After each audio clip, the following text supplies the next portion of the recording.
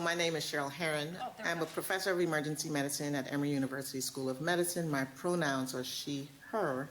And I want to talk with you about a conflict that I had while working in the ED when I was a bit of a young attending. I remember that day vividly. I was sitting at the desk, and this consultant, who I believe was a fellow, just walked up and said, "Hey, I'm here to enroll a patient in a research study. Can you tell me where they are?" There were residents around and the staff, and we all stopped. One of my colleagues, Dr. Annahieta, looked at me, I looked at him, and I was just taken aback, and my first mind was, who the hell is this guy? I was angry, and I was irritated, and this is what I did. I breathed, and I took off my glasses, and I said, well, I'm sorry, I didn't catch your name, and let me ask you a question. You've come into the ER to enroll patients in which we are caring for. How would you feel if somebody just walked into your home, walked into your bathroom, used it, and walked out without even saying hello? My colleague, Dr. Atala, who won't mind me using his name, was there, and he chuckled, and he said only Cheryl could do it this way. The point of the matter is there was a scenario in which we were trying to do the best for our patients, and I could have been equally as dismissive and angry and rude, but instead I put in place a scenario for which the individual paused, stopped, reflected, and said, oh, I'm sorry, my name is, I'm here too, and can you assist me with? And so in that scenario, everyone breathed, and we all got what we needed. So I didn't avoid speaking to this gentleman, nor did I compromise. I literally collaborated with him to ensure that his work and my work would be met.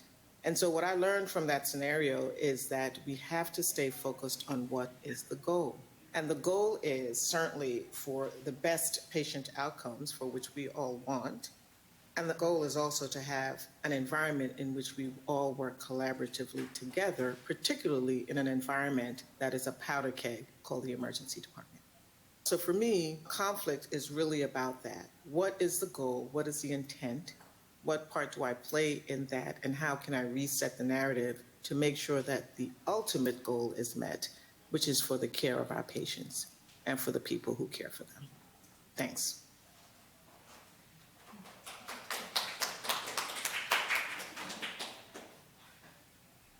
Hello, my name is Cheryl Herron.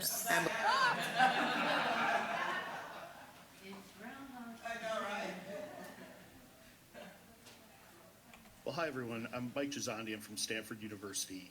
I'm going to talk about money and how money makes us feel valued at work and gives us a sense of self. It gives us a sense of our own accomplishments and our values in the eyes of our coworkers. How much do they value having us as part of a team? I'm going to tell you about a time when I had a very difficult interaction with our finance team, not at Stanford, but at a place that I worked earlier in my career. I struggled to have conversations with them about my salary and what was happening to my salary at a time of great growth in my career, and at a time that I should have been happy with how I was viewed as an employee and a coworker. I felt like I was doing great things. I was running on all cylinders. I was publishing like crazy. I was lecturing like crazy. I was appointed to several administrative roles that brought my time down so that I had less clinical shifts and more time to be even more productive. And I watched my salary go down. It was very deflating. And to have conversations with finance folks about a salary decrease at a time when you're working 120% was deflating at minimal, and it was dehumanizing in other ways. And the background makes some financial sense. I was working less clinically, therefore I made less RVUs, and therefore I brought less money into the department, and therefore my salary went down. And financial sense makes sense. That helps me sort of normalize the situation, to understand the reasons why my salary went down. I can get my head around it, I suppose. And it certainly humanized my approach to my financial colleagues who were sharing this with me, but it still hurt. It still was an unexpected change. As I look back about it, it makes me feel a little naive and silly that I didn't realize that that's how the world worked. No one offered me a job and said, I'm going to buy your time down and you do such great work, and oh, by the way, your salary will go down. That's not how those conversations go. So instead, the conversation becomes, how do I save face in a time where I feel like I was devalued? Again, I return to the word value. What self-worth I had, or what my worth was in monetary dollars for my department, that was really very difficult for me. So how did I have these conversations? Well, they were fact-finding missions at first, and I thought, well, for sure I'm going to find the facts I need to make my case. When I was confronted with the facts I just shared with you about our views and things, well, I realized that that wasn't going to be the plan that I used. And then I went at it from an emotional standpoint and just talked about how hurtful it was to watch my numbers go down, and that didn't work either because numbers don't have emotions. That argument certainly didn't help my case. And I had to find solace and peace with this in some way. And it was hard at the time. And I look back on it now and I wonder if I had known then what I know now, would I have still accepted the opportunities and the roles and responsibilities that drove my salary down?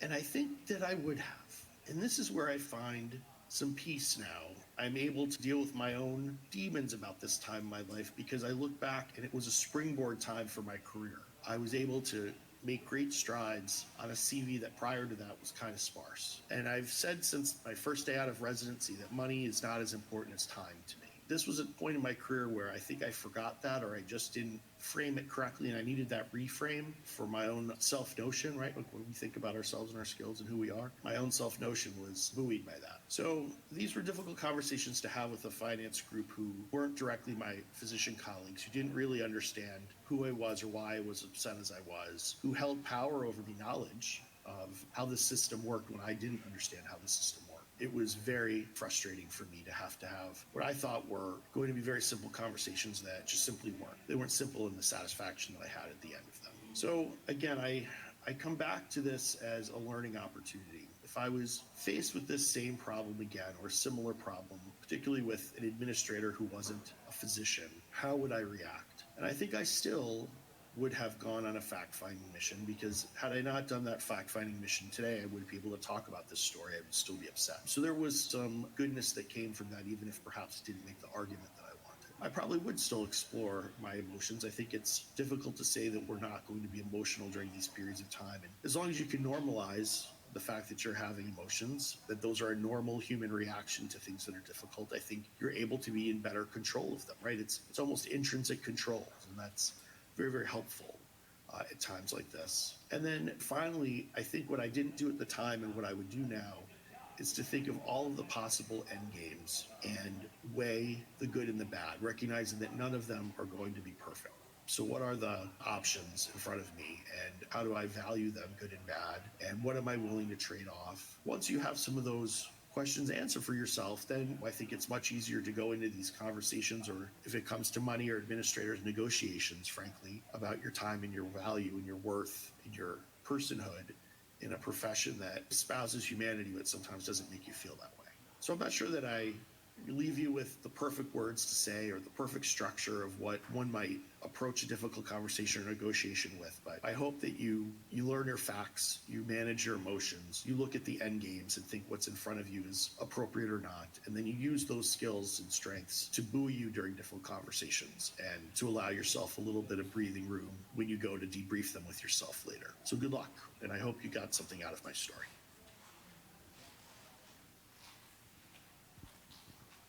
And we have one more.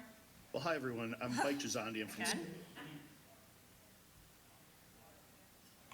I'm Dr. Kathleen Clem. I'm an emergency medicine attending, a full professor of emergency medicine at Dartmouth. I'm going to tell you a story about when I was a brand new attending.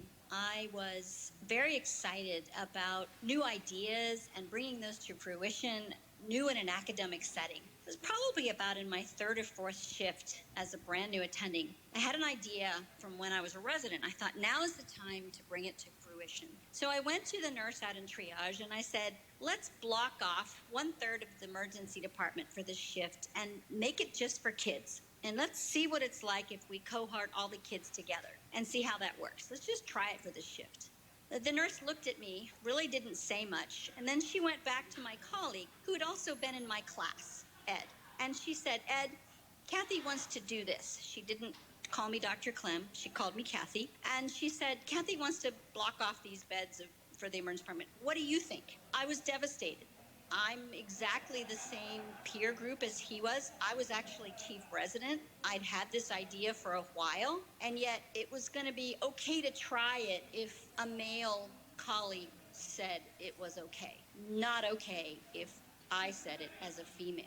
So I really thought about it. It was a real kick in the gut. So we did try it. It actually worked. And I went to the nurse, let's call her Patrice. And I said, Patrice, this was something we should have worked on. I realized I should have talked with you ahead of time, not sprung this on you. I'm still learning as a new attending. But what was it about what I said that made it so you didn't trust what I had to say? And she was, well, I just wasn't sure if you had the leadership skills to do this. So it really, really affected me and in my career. I learned, one, as a female, I especially need to work with my whole team and not lead faster than people can follow. It's especially important for women because we have to establish some of our authority by actually doing more due diligence than some of our male colleagues. The other thing that I learned is that I had been friends with this nurse while I was a resident, and I hadn't asserted my position as an attending yet. I was still too new, and she just saw me as somebody I work with, and maybe not as someone that she should respond to in a position of authority. So throughout my career, I've actually been thankful for that interaction with Patrice. I've thought back on the importance of, one, doing my due diligence, bringing people along, and two, I do need to make sure that people understand my role when I'm working with them, and that the interface between women in medicine in particular is complicated and has to be reviewed in your mind and gone over so that we can work together and accomplish good. So one more thing that I would recommend as I think back on this case is that when you're coming up with a new idea, I don't care how good it is, bring your team together and help them understand why this is also their idea, so that it's not just your idea. Let them plus what you're bringing about so that when you bring the team together, you actually bring in all of the good ideas from the team. So remember who the key players are, who needs to be involved to actually bring this about, and then assert your role as the leader when you're in that room while you're talking with all of them before you just jump in and start moving ahead with a great idea. Thank you so much for listening, and all my best wishes for your amazing career. Thanks, Kat.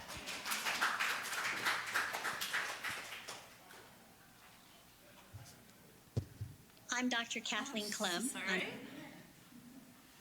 So this workshop's really personal for me, and I'm going to share you my story. So I wasn't quite doing hazard, but I was one of these kids that went right to med school, and I was attending by the time I was 28. And I came out of a really competitive, brand new residency program, and I thought I knew the procedures, I thought I knew the medicine, but in retrospect, a lot because I had spent thousands of hours in libraries and not a lot working with people, I was a little naive about what people needed to express, what I needed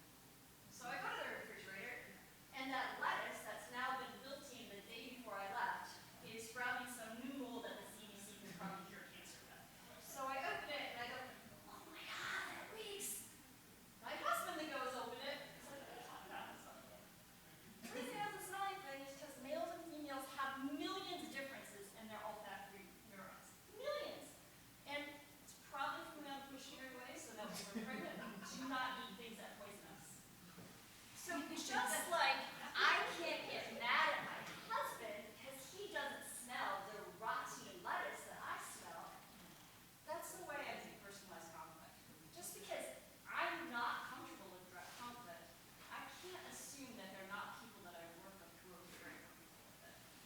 And I can't assume that what I am feeling, what I am receiving, what I am perceiving is what they intended.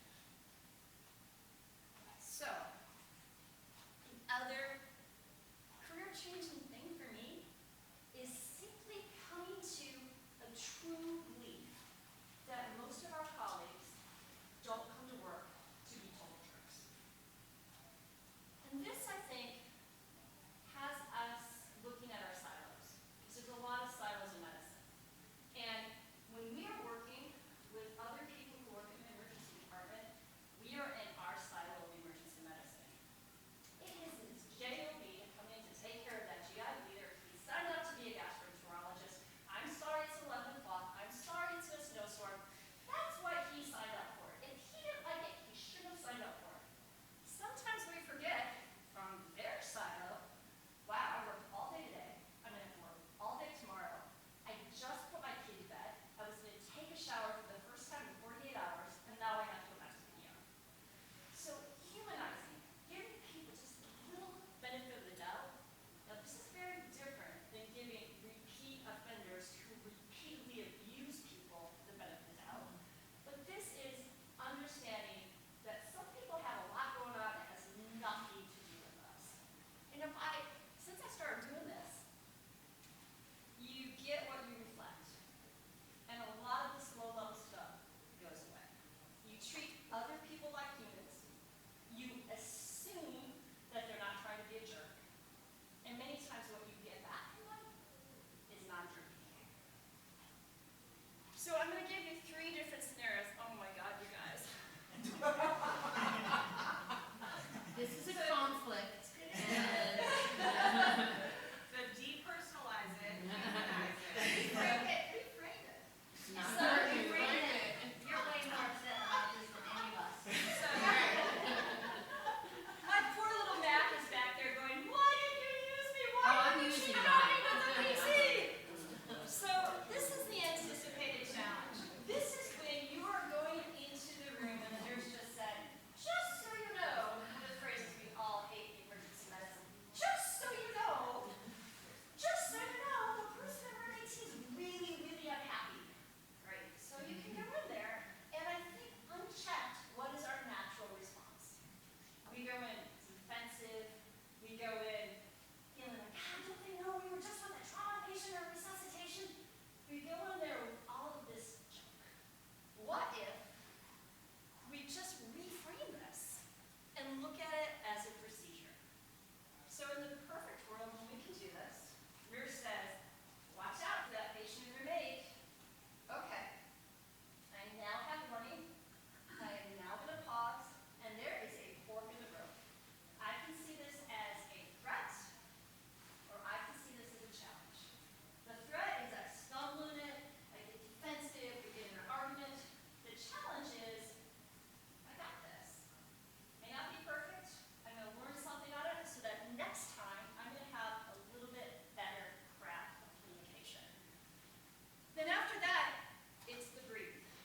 When we take a deep breath, whether you're intubating somebody in the trauma room or whether you're going into that pissed off patient in room 8, it stimulates our parasympathetic nervous system. And it lets our heart rate goes in just a little bit.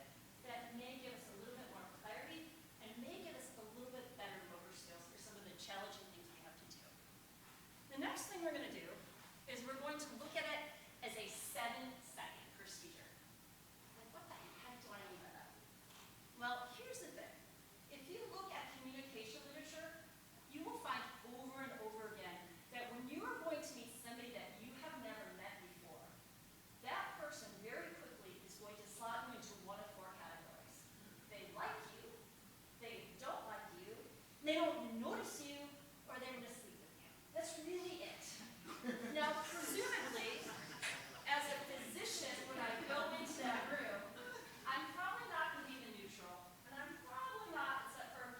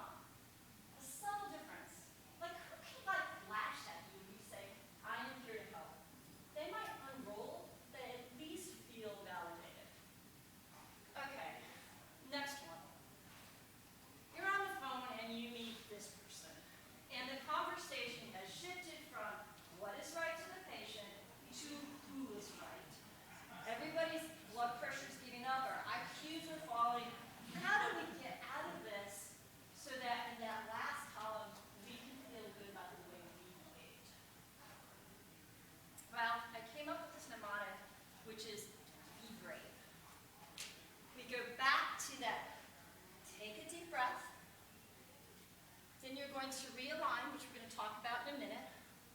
Then we're going to practice active listening. And the active listening is very different than shutting up until you can talk. Active listening is making sure that you can repeat the person's information back to them. As Val said earlier, so this is what I think you're saying, for clarity. Then you're going to verbalize your own concerns, and then you're going to establish a plan. And why this is really, really important, especially for younger doctors, you know, when we're in these difficult conversations, there's such a